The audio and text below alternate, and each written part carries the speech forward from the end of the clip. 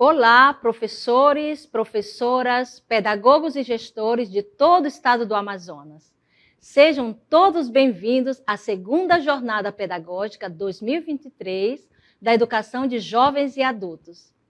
Cumprimento a todos em nome da professora secretária Cuca Chaves, da secretária pedagógica Arlete Ferreira, da secretária Ana Maria, secretária do Interior, da secretária Regina Ortiz, secretária da Capital, e ainda da professora Adriana Antonácio, diretora do DEP, a professora Kátia Menezes, gerente da GAED, e ainda da professora Florisbela Cardoso, coordenadora da EJA no Amazonas.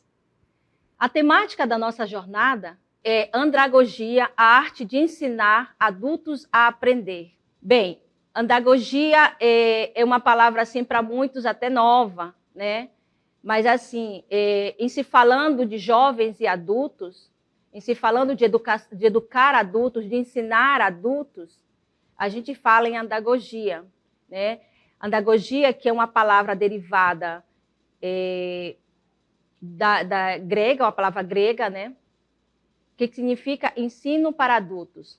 Andros, adultos, gogos, educar. Né? Andragogia é a ciência de como ensinar adulto a aprender. É o processo de educação para os adultos se diferencia, do ensino tradicional. Precisamos entender as diferenças e estratégias para melhorar a educação dos adultos. Então, quando a gente fala de andragogia, a gente fala dessa diferença. É diferente de você ensinar um adulto, é diferente de você ensinar uma criança. Então, existem diferenças nisso aí, né? Então, essa andragogia, ela vem de um campo de estudo que se concentra nas características e necessidade de métodos de ensino adequado para os aprendizes adultos. Esse termo, andragogia, ele foi cunhado pelo educador alemão Alexander Kapp, em meados de 1833, e posteriormente popularizado, né, pelo americano Michael Knowles, na década de 60. Né? Knowles ele desenvolveu princípios fundamentais para a educação de adultos, incluindo a autonomia do aprendiz adulto, a aplicação da experiência de vida no processo de aprendizagem. Outra pesquisadora também que trabalha esse ramo, né? Vamos dizer assim, essa modalidade, que estuda essa modalidade, é Jeanne Vella. É uma educadora e escritora conhecida por suas contribuições e abordagens andragógicas na educação de adultos. Né? Ela enfatiza, inclusive, a importância do diálogo, da participação ativa e da conexão entre o conteúdo e as experiências dos adultos. Então, nós trazemos a priori, esses três pesquisadores que deram esse start, né? Perceberam essa necessidade de se trabalhar diferente no sentido de ensinar o adulto, né? As metodologias diferenciadas e também considerar toda essa experiência que eles têm ao longo da vida. Mas a gente precisa também diferenciar o que é andragogia e pedagogia. Né? Então, aí nós temos essa diferença aí. O que é pedagogia? Qual é essa diferença entre as duas? Tá? Então, vejam só. Quando se fala em pedagogia, a gente vai ver uma cartela que traz esses dois conceitos aí. Né? A diferença entre andragogia e pedagogia. Nós temos aí o estudo autodirigido, a experiência de vida, a prática, né, a aplicação prática dessa experiência. Né? Então, os adultos querem controlar seus próprios caminhos de aprendizagem. Então, é nisso que está a diferença. Então, quando a gente trabalha com crianças, né, ensinando crianças, a gente vai dirigir esse caminho, a gente vai mostrar. Com o adulto, a gente já vai considerar, né, muito da sua expertise, né, que ele já tem um caminho de vida, tá? E ele é muito mais autônomo. Adultos trazem um conjunto único de experiências de vida para a aprendizagem, isso é fato. Então, ele já tem essa vivência ao longo da vida, ele já tem essa leitura de mundo muito mais concretizada, tá? E a outra seria a aplicação prática dessas experiências. O adulto aprende melhor quando podem aplicar esses conceitos, né, a situações práticas, a situações relevantes, a situações que façam sentido. Durante a pedagogia, diretamente, né, falando de pedagogia. Então, a pedagogia, diferente da andragogia, ela se concentra em ensinar adultos. Então, isso nós já vimos. Eles têm, os adultos, interesses, preocupações, responsabilidades diferentes das dos jovens, das crianças jovens, né? Então, o professor de andragogia, ele deve compreender essa importância, a importância disso, para que o seu ensino, o processo de ensino-aprendizagem, ele faça sentido. Então, a principal diferença entre as duas ciências está na abordagem e no público-alvo, né? Como é que eu vou fazer essa abordagem diferenciada para o adulto, já que meu público são jovens, é um público mais maduro, né? Então, a pedagogia é voltada para a educação de crianças e adolescentes, com abordagem mais diretiva, mais hierárquica, diria eu. Enquanto a andragogia ela é voltada para a educação de adultos, com abordagem mais participativa, mais autodirigida, levando em consideração a autonomia e a experiência de como os adultos aprendem, né? De adultos aprendizes, como aprendizes, né? Mas eles têm essa diferença. Então, a diferença do adolescente e da criança é muito mais diretiva, já do adulto é mais participativa e dirigida, né? E aí nós vamos falar um pouquinho também da questão da importância dessa ciência, né, para a EJA.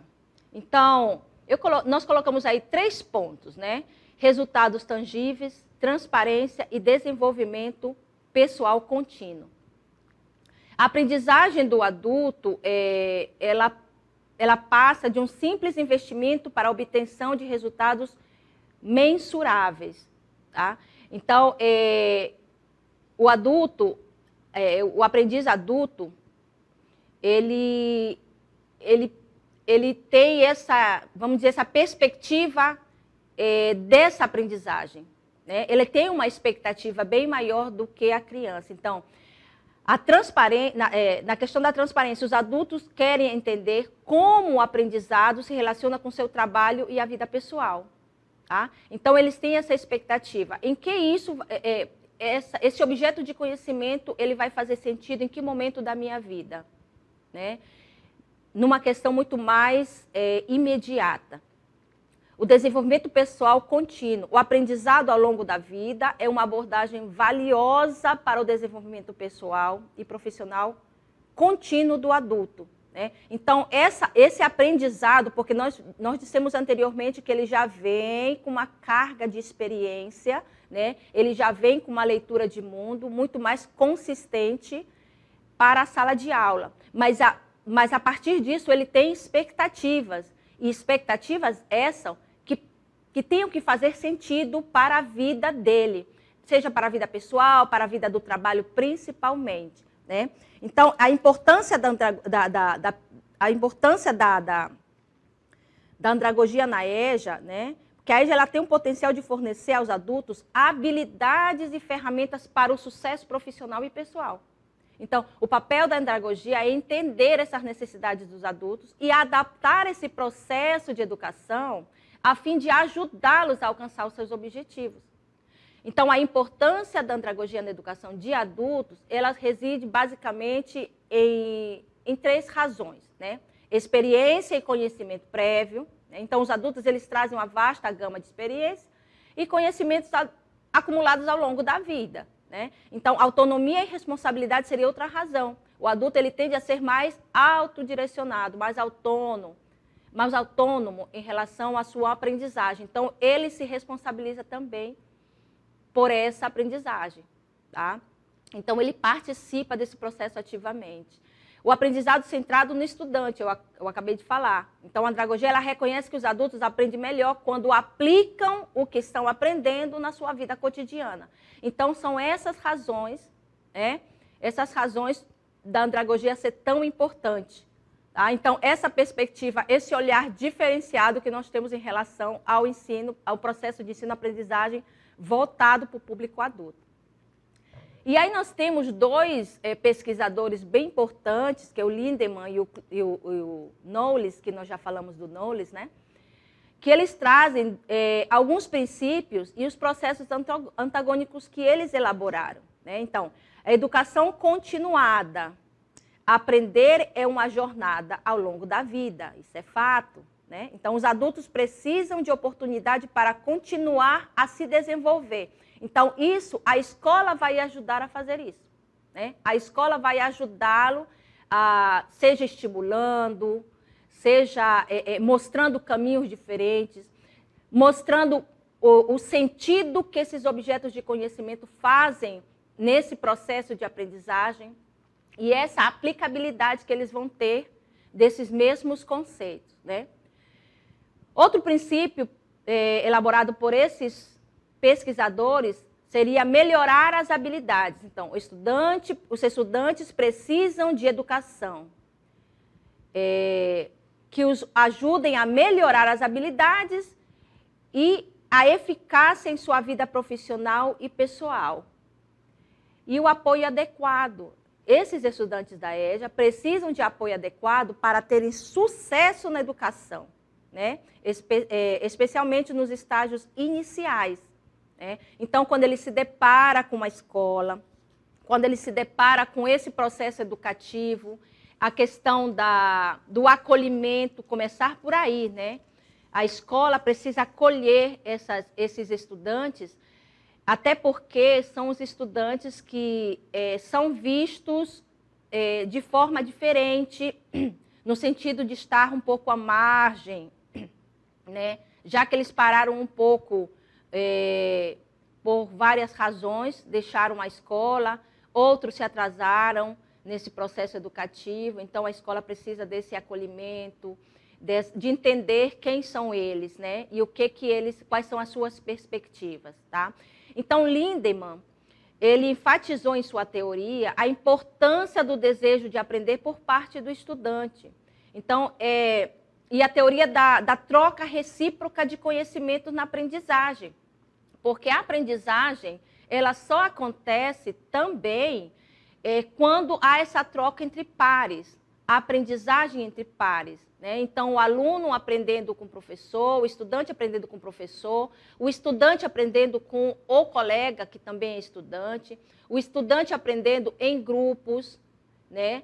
Então, essa troca de conhecimento, ela é muito eficaz na sua aprendizagem.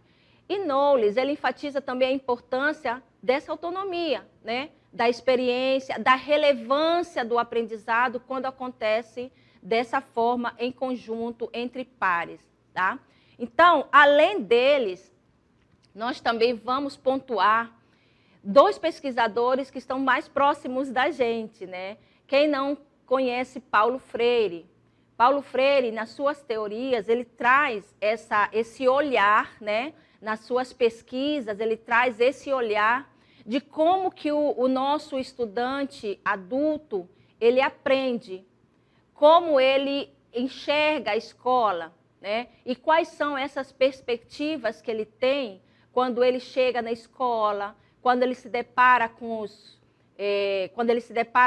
os objetos de conhecimento que são estudados. Será que a escola ela vai considerar essa vivência, essa experiência? Será que a escola vai acolher as falas, vai ouvir as vozes desse estudante?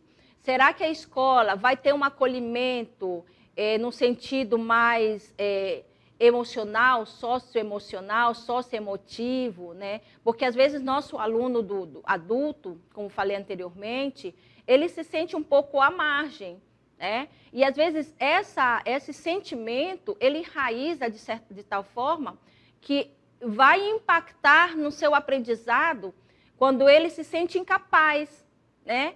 Se sente incapaz de aprender, se sente incapaz de aplicar esses conhecimentos na prática, né? Se sente incapaz de entender, de compreender como a teoria e a prática, elas acontecem a partir desse entendimento, como eu vai aplicá-lo. Então, a escola ela precisa ter esse entendimento. Quando eu falo escola, eu falo toda a comunidade escolar, né?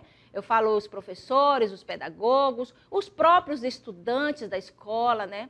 Então, esse impacto de acolhimento, ele vai ser positivo se ele for enxergado, se ele for direcionado de uma forma positiva, né? Então, Paulo Freire, ele fala assim, ó, ninguém educa ninguém, ninguém educa a si mesmo. Os homens se educam entre si, mediatizados pelo mundo. Então, Paulo Freire, ele entende vamos dizer, essa perspectiva do estudante adulto, e ele entende também como é que ele vem, né, como é que ele chega na escola, né? Então, a metodologia de Paulo Freire, ela é baseada nessa relação mútua, na troca de experiência, nesse processo não só o estudante aprende, mas o professor também aprende com o seu estudante. E isso é legal, gente. Sabe por quê? Porque o aluno, o estudante, ele não enxerga mais o professor como dono do saber. Ele enxerga um professor como uma pessoa que também pode aprender com ele. Uma pessoa com quem ele pode contar o seu relato, relatar a sua experiência de vida, e a partir desse relato, o professor pode transformar tudo isso e fazê-lo enxergar que aí tem conhecimento que pode ser ampliado, né, que pode ser lapidado, que pode levá-lo a enxergar que esses conhecimentos, junto com a teoria, é benéfico para ele e ele pode aplicar de forma mais eficaz na própria vida, né, na sua vida. E aí, Paulo Freire, ele diz também que o homem tem necessidade de se relacionar, o que permite que ele reconheça a sua importância no mundo. Então, o homem, ele não vive só, ele se relaciona, ele faz parte de uma rede de relações, ele mora numa sociedade, e a sociedade é uma rede de relações, né? Então, Paulo Freire ofereceu a possibilidade de alfabetizar com aquilo que nos rodeia. A escola precisa ensinar o estudante a ler o mundo, diz Paulo Freire, né? Então, é o que eu falei anteriormente, ele projeta todo esse conhecimento do estudante adulto, não descarta, né? Porque ele traz essa leitura de mundo. E aí a escola pega esses conhecimentos e amplia, sistematiza, o faz enxergar além, o faz enxergar as diversas possibilidades que ele pode usar esse conhecimento de forma mais sistemática e ter sucesso, seja no trabalho, seja na vida pessoal, nos seus projetos que ele traça ao longo da sua vida. E, então, pensar a educação de jovens e adultos nos princípios de Paulo Freire é vislumbrar uma educação inclusiva, que é isso que nós queremos em relação ao jovem, ao adulto, ao estudante adulto da EJA. Incluí-lo nesse processo de educação, integrá-lo, fazê-lo sentir, fazê-lo renascer nele esse sentimento de pertencimento, que a escola faça sentido para ele e aqueles objetos de conhecimento que estão sendo ampliados, que estão sendo mostrados, faça sentido para ele na sua vida social.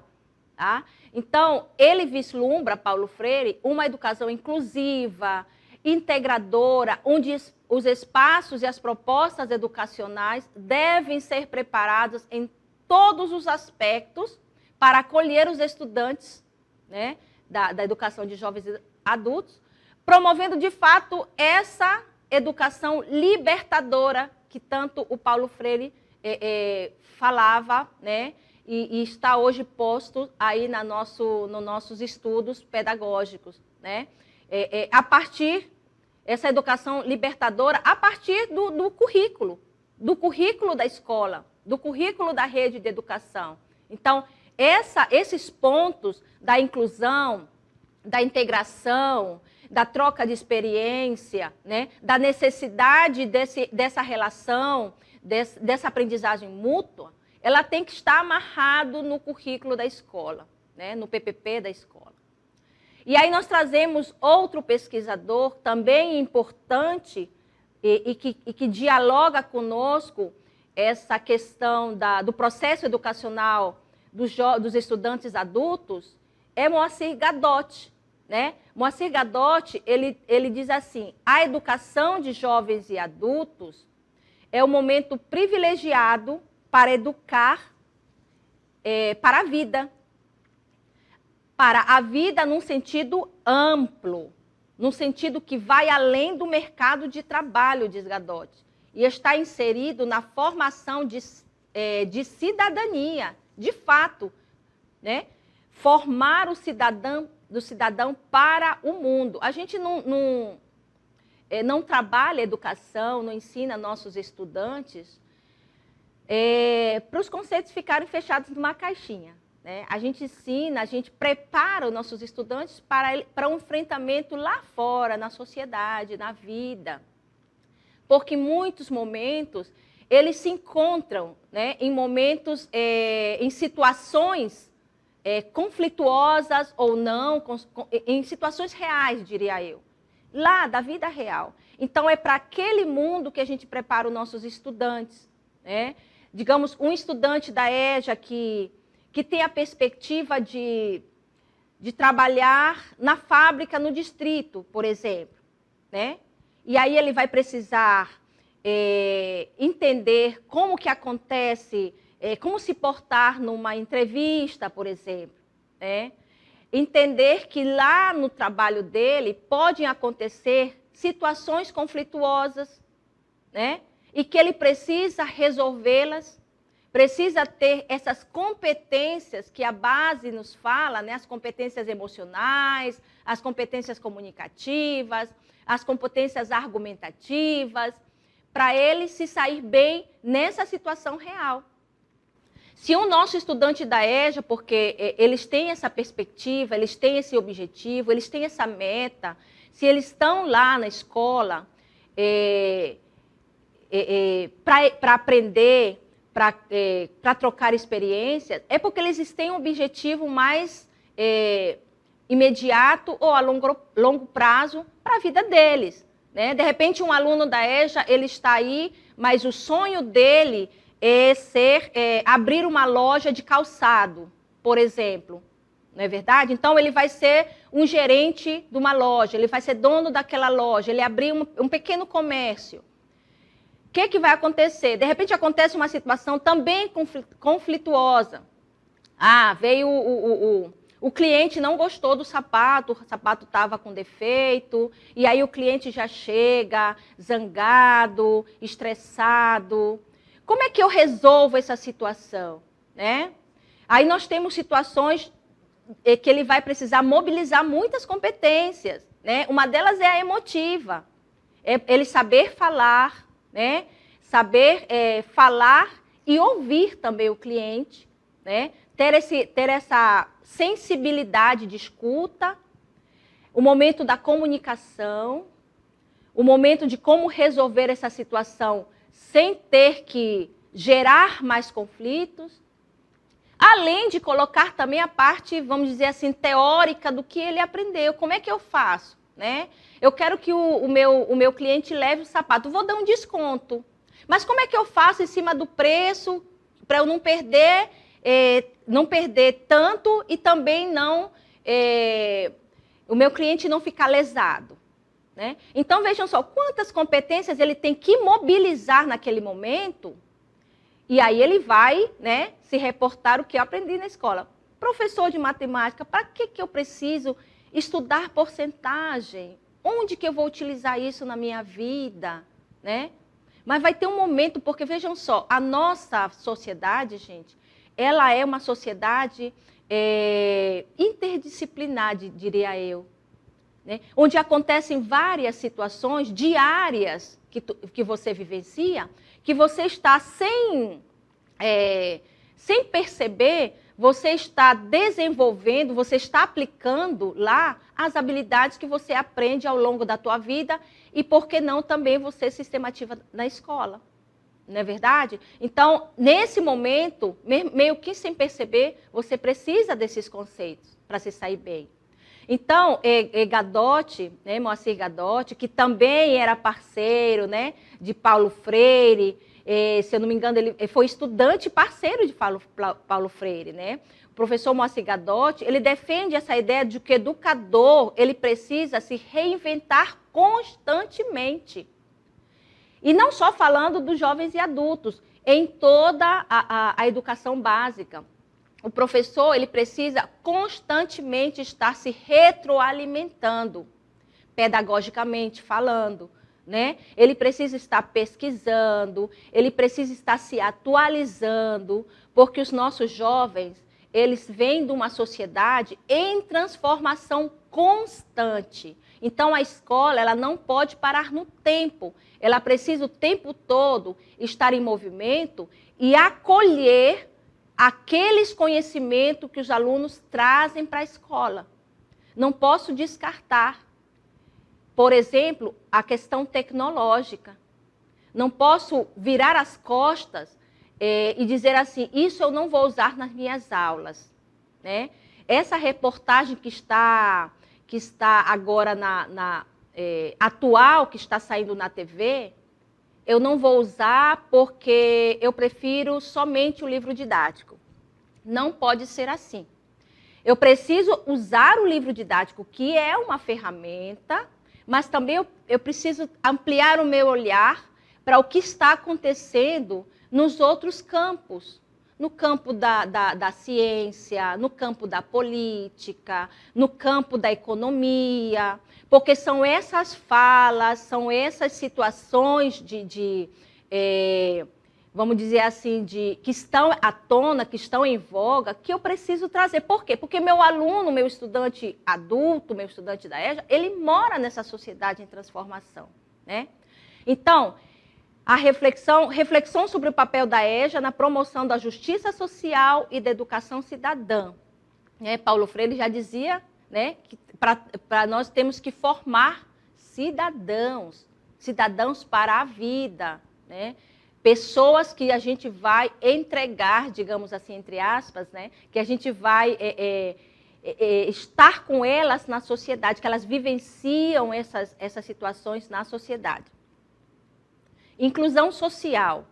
A EJA é uma ferramenta essencial na inclusão social, oferecendo oportunidades de capacitação e qualidade de vida aos alunos, né? Nesse sentido, ela faz essa inclusão, né? Educação para a cidadania. A EJA, né, deve formar cidadãos críticos, conscientes do seu papel na sociedade, preparados para intervir na realidade e transformá-la. É o que nós falávamos agora dessa situação de aprendizagem, dessa situação reais que ele vai enfrentar na sociedade. Né? Preparado para intervir numa situação de conflito, como aquele exemplo do jovem que abriu empresa de sapatos, né? E também transformar essa realidade no sentido de olhar um problema social, né? Tantos problemas que nós temos na sociedade, na nossa cidade, e de repente entrar em contato com a prefeitura. Na minha rua tem uma vala a céu aberto, é um problema que atinge toda a comunidade, eu preciso que isso tome solução, aí eu preciso saber como que eu vou fazer um documento, a quem vou me dirigir, né? Ter atitude cidadã, né? Conhecer que esse problema faz mal, ter argumentos para eu chegar lá com o poder público e dizer, está acontecendo isso está afetando a nossa sociedade por causa disso, a nossa comunidade por causa disso. É preciso tomar uma providência, eu enquanto cidadã. Então, essa postura, ter essa postura, né?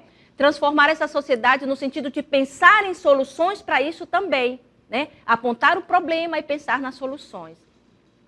Promoção da justiça social.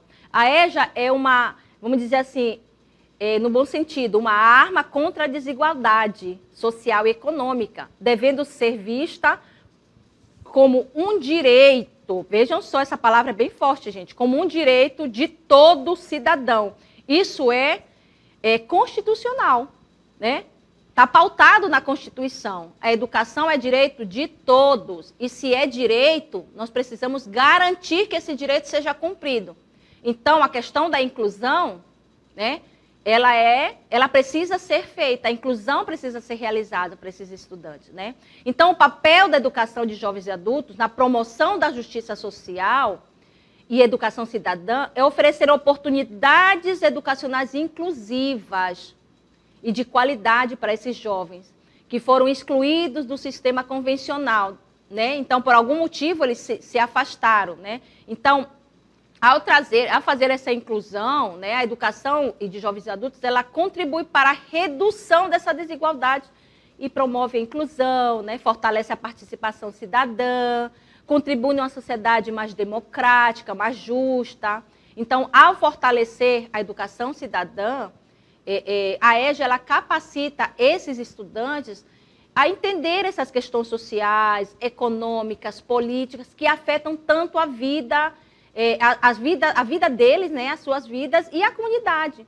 Isso vai contribuir para o desenvolvimento da consciência crítica, para a participação mais ativa e na busca da solução desses problemas sociais, né? Então, isso é a promoção da justiça social. Então, a educação de jovens e adultos, ela promove essa justiça social quando ela oferece essas oportunidades educacionais, né, para esse grupo que, por algum motivo, né, eles estão fora da escola. São grupos que, na maioria, são pessoas de baixa renda. São vários perfis, né? Então, essa modalidade educacional, ela reconhece essas diferenças individuais, né, e culturais, né, e valoriza essa diversidade, né, promove essa igualdade de oportunidades. Então, a EJA ela precisa caminhar nesse sentido, certo? Então, e o estudante da EJA, como é que ele aparece no currículo, né? Então, aí temos o estudante da EJA e o currículo. Como é que ele está posto lá no currículo? Tá? Então, vamos ver o perfil desse estudante. Nós já falamos muito do estudante ao longo dessa nossa conversa, e nós vimos que o estudante da EJA, ele precisa de motivação, né? Os adultos eles precisam entender como uma nova habilidade ele vai ser benéfico para eles. Confiança, né? Os adultos eles sabem que tem essa experiência e que querem se sentir capacitados. E, não menos importante, o respeito. Eles desejam ser tratados como seus pares, né? E não como jovens aprendizes. Eles têm muito a trazer para a escola, né? Então, o estudante da EJA, ele é uma pessoa que busca os seus estudos, né? Que ele busca retomar esses estudos que foram interrompidos, né, por várias razões, trabalho, maternidade, paternidade precoce, falta de oportunidades educacional, entre outros, né? Então, a EJA é a modalidade educacional que se destina a esse público e que não concluíram esses estudos na época adequada. Então, o estudante adulto, ele é um estudante experiente, persuasivo, ele sabe o que quer aprender, como ele quer aprender, né? Ele é muito autônomo, ele tem pouco tempo e quer obter um resultado rapidamente, não é verdade? Então, mas ele já tem um caminho de experiência que pode ser muito bem aproveitado e sistematizado na escola. E isso tem que estar no currículo também. Então, o professor, ele precisa adaptar esse seu ensino a essas necessidades do aluno adulto, né? Então, o aluno da EJA, eles são incentivados a retomar os seus estudos para melhorar essas habilidades, esses conhecimentos, para que com isso eles vão aumentar essa perspectiva de um bom emprego, né? De fazer parte de uma sociedade no qual eles podem ser atuantes, tá? Desenvolver competências pessoais e essa participação ativa, né, na sociedade, como falei anteriormente. Então, esse seria o perfil do estudante da ESA. E isso está pautado na legislação, né? A LDB, ela traz no seu artigo 37, ela diz assim, que a educação de jovens e adultos será destinada àqueles que não tiveram acesso ou continuidade dos estudos no ensino fundamental e médio na idade própria, e constituirá instrumento para educação e aprendizagem ao longo da vida. Então, a legislação, a Lei de Diretrizes e Bases, ela evidencia essa preocupação em garantir essa continuidade, né, de acesso aos estudos para aqueles que não tiveram oportunidade na idade própria, certo? Então, no parecer do Conselho de Educação, né, ele traz algumas pautas em relação a isso, tá? Que ele preconiza muito nessa direção de a EJA não possuir uma função de suprir somente a escolaridade perdida, mas a função recuperadora, qualificadora, equalizadora, né? E isso está amarrado em lei, e a gente precisa garantir isso nos nossos currículos da escola, no nosso PPP, tá certo? E aí a gente continua ainda falando um pouquinho de como o estudante da EJA aprende, percebe a escola, né? Aí nós temos alguns pontos. Ele percebe que é uma questão desafiadora, né? Ele tem essas expectativas muito em relação a isso, tá? Ele tem alguns conflitos surgem em relação às metodologias, né? Às vezes é incompatível com o jeito como ele aprende, com o seu tempo, né? E as necessidades de métodos que englobem essa prática, a teoria e a vivência. Então, a partir de uma perspectiva geral, como os estudantes veem a escola, nós podemos dizer que muitos estudantes da EJA, a escola representa uma segunda chance, né, para obter essa educação formal. Eles podem ver a escola como uma oportunidade, tá? Uma oportunidade de continuar, uma oportunidade de adquirir conhecimentos e habilidades que vão lhe permitir melhorar essas perspectivas de um bom emprego, né?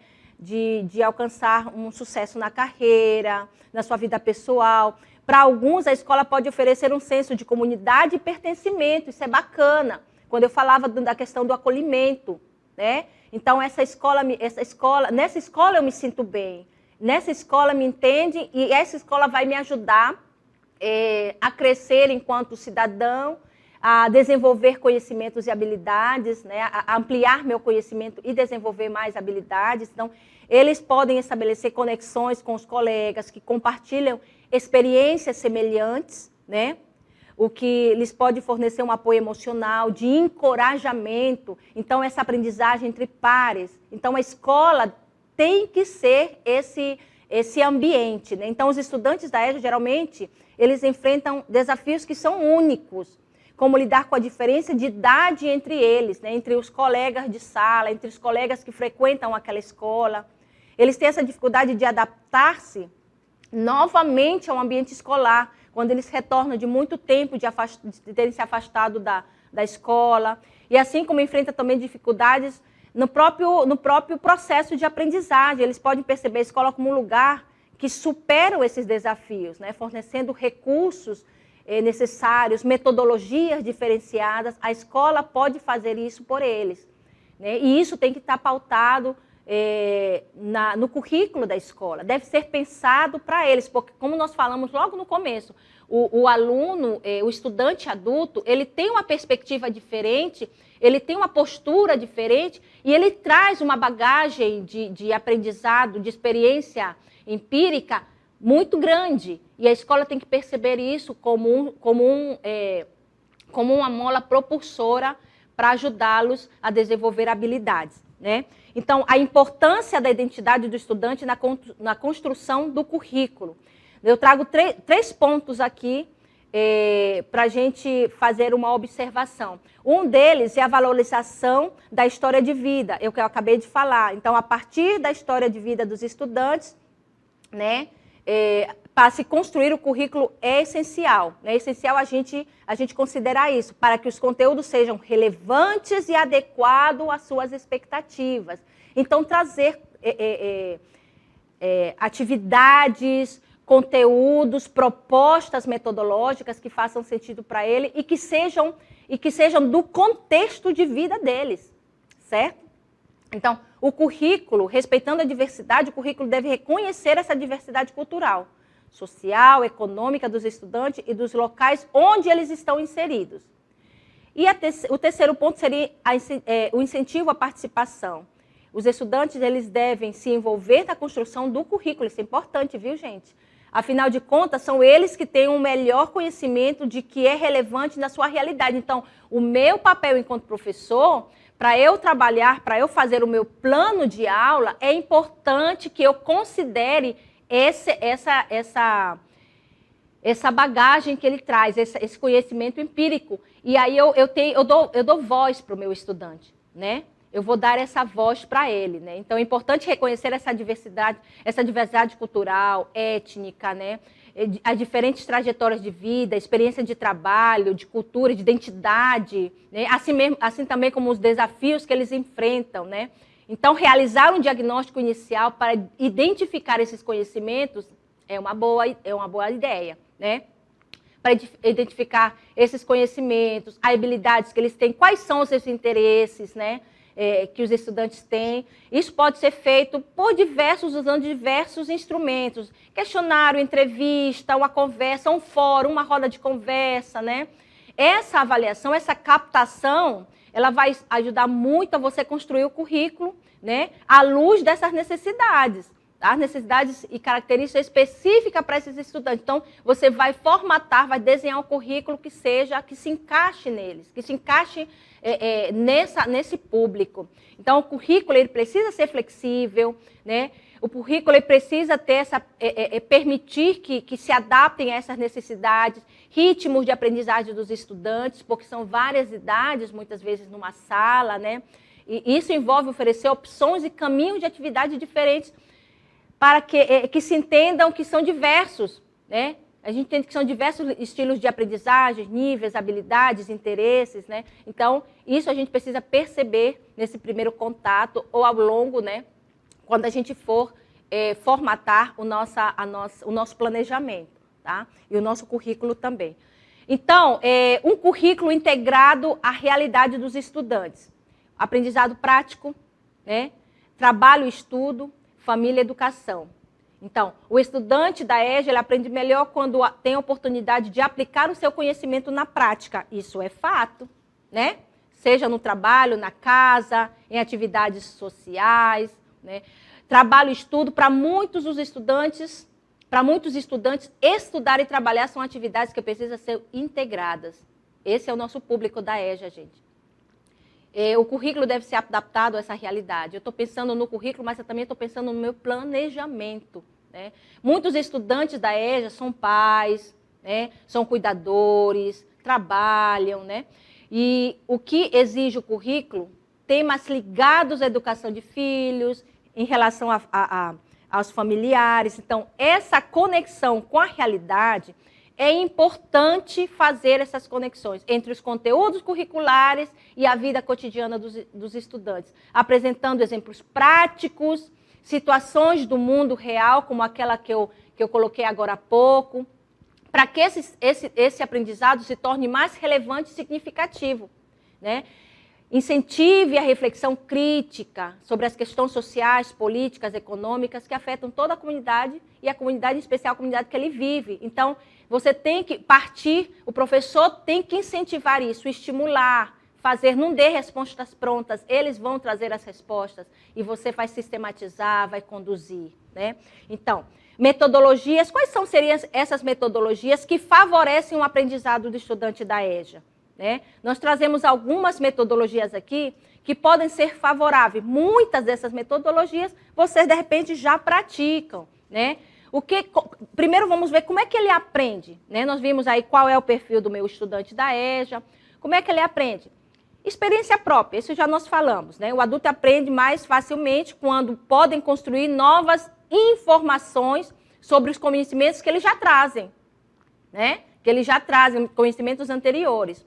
Colaboração, né? O adulto aprende com a troca de conhecimento com os colegas e com esse feedback com os professores, né? Com os professores, quando ele traz esse feedback. O professor ele tem que dar essa voz, dar voz para o aluno.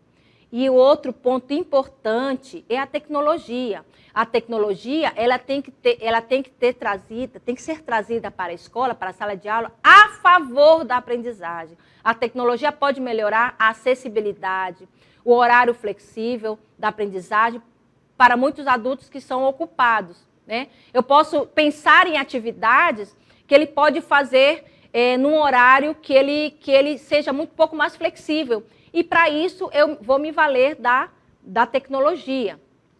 A valorização dessas habilidades prévias, né? Reconheça, professor, e valorize esses conhecimentos que os estudantes têm, né? Isso pode envolver a criação de oportunidades, em que os estudantes vão compartilhar essas habilidades e experiências específicas. O aprendizado colaborativo, ele promove esse aprendizado colaborativo, né? Você precisa promover para incentivar o estudante a compartilhar as experiências, porque com isso ele cresce, né? E aí trabalhos em grupos, discussões em grupos, trabalhos em equipes, projetos que envolvam a participação ativa de todos. Trabalhar em projeto é uma boa, né? É uma boa sugestão, porque aí você já tem planejado o que vai acontecer ao longo do mês, da semana, e como eles vão estar envolvidos. Então, todos trabalham, todos participam. Essa integração tecnológica que eu falei agora há pouco, inclui esse uso de forma adequada, né, ao seu planejamento, ao seu currículo, considere essa realidade dos estudantes. Muitos eles não têm acesso à internet, muitos eles têm acesso à internet só na escola ou só no trabalho. Então, faça essas atividades de forma flexível, que possam ser adequadas a ele, né? Isso vai envolver o acesso a computadores, dispositivos móveis, né, que muitas vezes eles não têm, para que facilite a pesquisa, né? Não restrinja esse uso pedagógico do celular dentro da sala de aula, para pesquisa, né, para fazer, para produção de conteúdo, para que eles consigam fechar um projeto. É bem importante. E se tiver um ou dois, faça grupos, enfim, né? Então, o ambiente de aprendizagem, ele também é importante, né? Nós estamos falando do currículo, aí falamos do ambiente de aprendizagem. Eu trago 3 pontos aqui, que é variável, flexível e construtivo, né? O ambiente variável, ele pode ser ajustado para atender a essas necessidades dos estudantes, né? Então, a gente tem que pensar nesse estudante que às vezes ele falta não porque ele quer, mas a gente adaptar essa atividade para ele fazer em casa, e ele traz esse retorno, a gente dá o feedback, né? O ambiente deve ser projetado para acomodar, né, essa flexibilidade dos adultos, permitindo a escolha, o formato, o ritmo de aprendizagem deles também, que é importante, né? E esse ambiente construtivo, que deve ajudar os estudantes a construir as próprias conexões, compreensões e compreensão do conteúdo. Então, essa flexibilidade dentro do próprio ambiente da sala de aula, tá? Então, não exigir muito, mas também não deixar muito solto. Você acompanhar essa construção e ajudá-los a construir, ajudá-los a ampliar, né, esse trabalho, esse processo de aprendizagem dele, esse conhecimento que ele já tem. Então, os adultos, eles aprendem onde eles se sentem confortáveis, sem distração, com fácil acesso a recursos e a ferramentas de aprendizagem. O ambiente ele deve também incluir essa interação social, essa sensação de pertencimento, né, de caminhos claros de comunicação. O seu plano de aula deve ser traçado de forma muito bem clara e ele deve entender o que ele vai aprender durante esse semestre e como vai se proceder essa aprendizagem, como que vai acontecer, quais são as metodologias que nós vamos usar, em que momento a gente vai trabalhar só, em conjunto, em pares. Então, isso tem que estar muito bem claro para ele. E quais são os conceitos e objetos de conhecimento que ele vai aprender essa semana ou esse semestre, enfim, né? E aí, as metodologias ativas, elas são maravilhosas para se trabalhar, não só com o público estudante adulto, mas com todos os públicos da educação básica, enfim, até no ensino superior. Então, eu trago apenas 3 pontos aí das metodologias ativas e participantes que fazem diferença na EJA.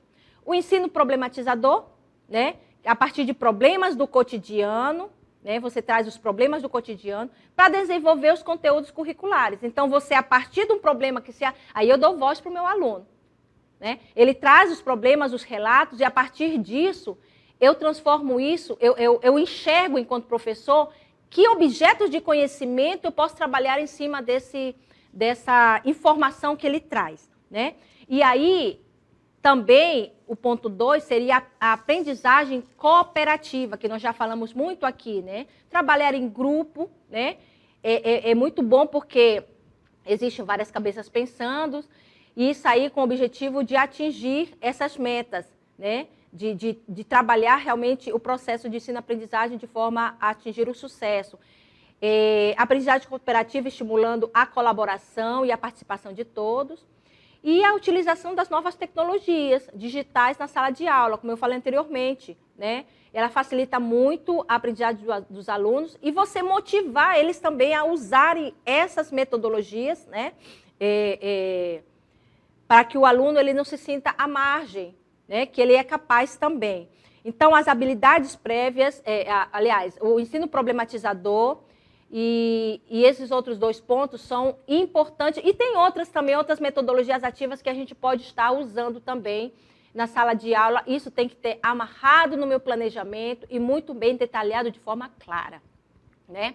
Outras estratégias de ensino para adultos que a gente pode usar durante as nossas aulas, também eu trago 2 sugestões aqui. A tempestade de ideias e o estudo de caso, que é muito bacana que eles também trabalhem. Né? A tempestade de ideias, qual é o objetivo? Né? Ele vai encorajar a criatividade e a inovação.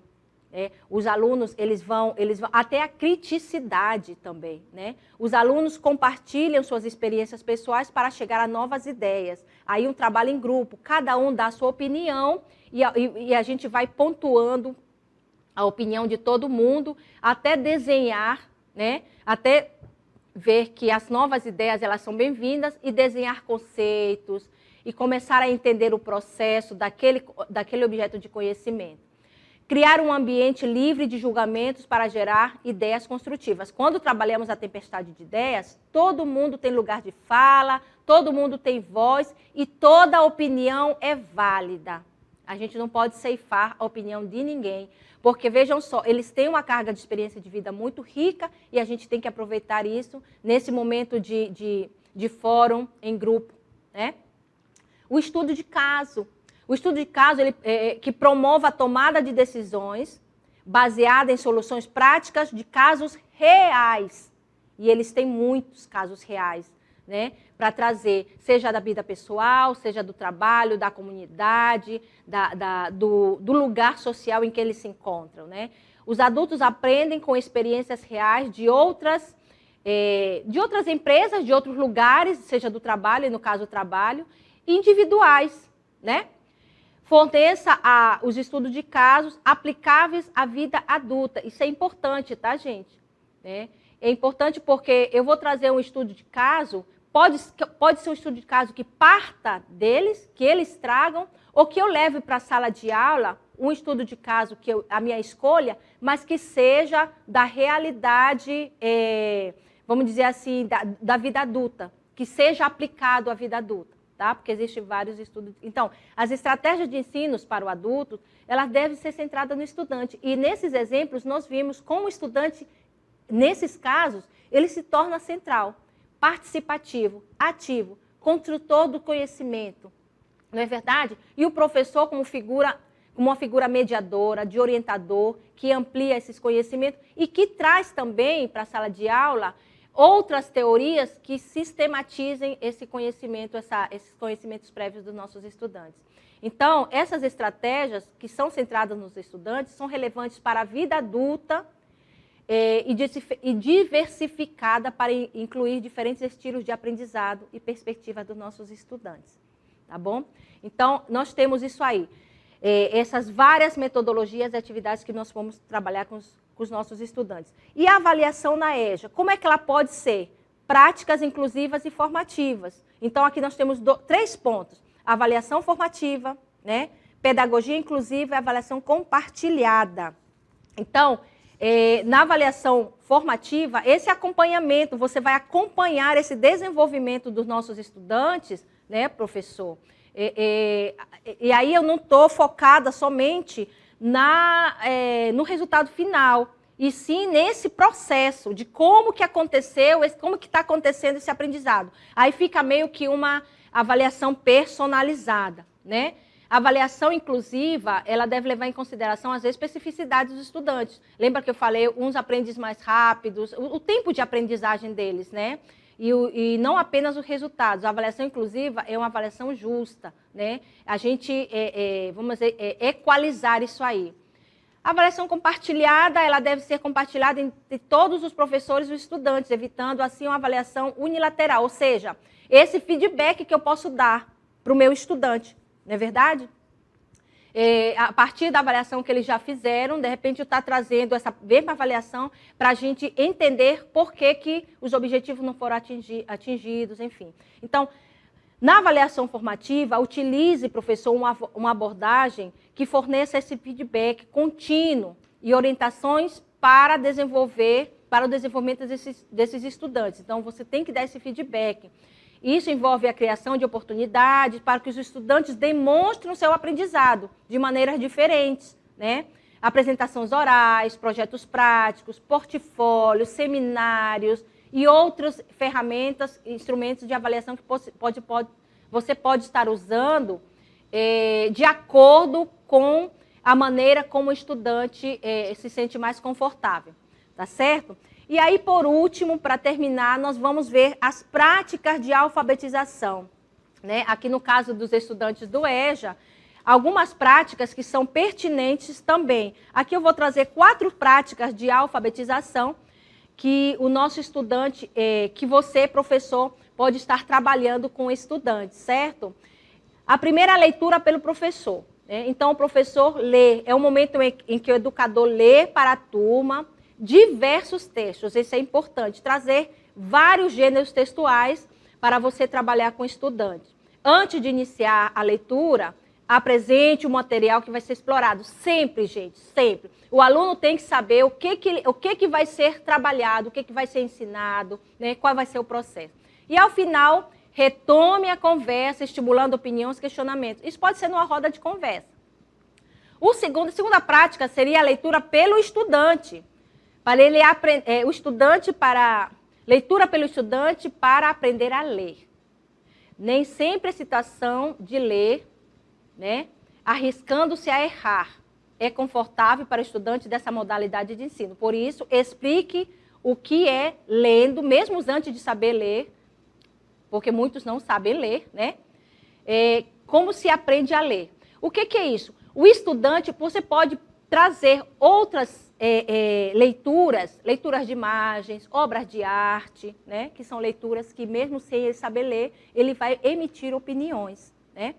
Produção de texto oral com destino escrito. É o momento em que o estudante dita um texto para o professor e ele transcreve no quadro. É como se fosse uma produção coletiva. Eles controlam o que é escrito e acompanham como se escreve. Então, o professor vai ser um mero escriba aí, né? O professor deve fazer perguntas para estimular a que todos participem, né? Isso pode ser numa narrativa, por exemplo, né? A partir, sei lá, você projeta um filme, agora vamos fazer a questão vamos fazer agora o resumo do filme. Aí eles vão começar a ditar e o professor vai escrever. A escrita do aluno, que é a quarta prática, a escrita pelo aluno para aprender a escrever. Aí é o aluno escrevendo, né? É a oportunidade de escrever o que é conhecido de memória, né? Como poemas, parlendas, isso aí num nível bem básico, né? Mas eu posso usar um nível mais alto para ser mais complexo, dependendo do meu público, né? Uma lista de ingredientes. Pelo fato de existirem estudantes que acham que a cópia é mais adequada para aprender a escrever, o que não se pode escrever errado. Bem, aí no caso da cópia, a cópia ela tem a sua função, né? Depende do momento, depende da abordagem que você vai dar, certo? Então você tem que conhecer, lembra que nós falamos do diagnóstico, de conhecer a turma, não é verdade? Usando diferentes instrumentos para você entender qual é esse nivelamento, aí você pode ofertar isso aí. Bem, e por final, gente, eu deixo aqui para vocês, né? A conversa tá bacana, nós falamos de metodologias, como o currículo deve ser desenhado, como deve ser o seu plano desenhado para esse estudante da EJA, quem é o estudante da EJA, o perfil desse estudante, como ele enxerga a escola, o que ele traz e como essa bagagem pode ser aproveitada em termos de aprendizagem, de ampliação de conhecimento, né? Trouxemos as falas dos nossos teóricos, que a gente não fala solto, a gente precisa, nós professores, somos pesquisadores, e a gente precisa se pautar naquelas pessoas que vieram antes, que já trazem um caminho traçado e pesquisas realizadas e aplicadas a esse público, né, para melhorar nossa prática. Tá? E eu fecho a minha fala com Paulo Freire também. O Paulo Freire ele diz assim, o bom professor é aquele que se coloca junto com o educador, aliás, junto com o educando, e procura superar com o educando o seu não saber e suas dificuldades, com uma relação de troca onde ambas as partes aprendem. Então, pessoal, queridos professores, é isso, né? A gente precisa se colocar não no lugar dele, mas ao lado dele, caminhando junto com o aluno adulto, percebendo quais são as suas perspectivas, as suas expectativas, as suas experiências de vida e, com isso, traçar um caminho que seja cômodo para ele, que seja flexível para ele. Isso tem que estar pautado no nosso planejamento, tem que estar amarrado, porque a gente não pode entrar na sala de aula improvisando, que não dá certo, né? O improviso não é bom, e a gente amarra isso num plano e trazer o aluno para a centralidade do processo. Ele agora é um sujeito ativo que vai te ajudar a construir esse caminho, porque quem é o objeto, o nosso público-alvo é ele. E é por ele que a gente vai fazer esse caminho de forma que ele consiga ter sucesso na aprendizagem e se recoloque lá na sociedade de forma mais ativa, crítica, reflexiva e que transforme essa realidade. Tudo bem? Então, eu desejo para vocês um excelente ano letivo, em nome da professora Florisbela Cardoso, que é a nossa coordenadora da coordenação da educação de jovens e adultos aqui na Secretaria de Educação. Em nome da professora Florisbela, eu agradeço a presença de vocês, né? Entrem em contato pelo esse e-mail aí que está na tela, qualquer dúvida, qualquer material que vocês precisarem para ajudá-los no seu processo de trabalho prático, pedagógico na sala de aula, tá?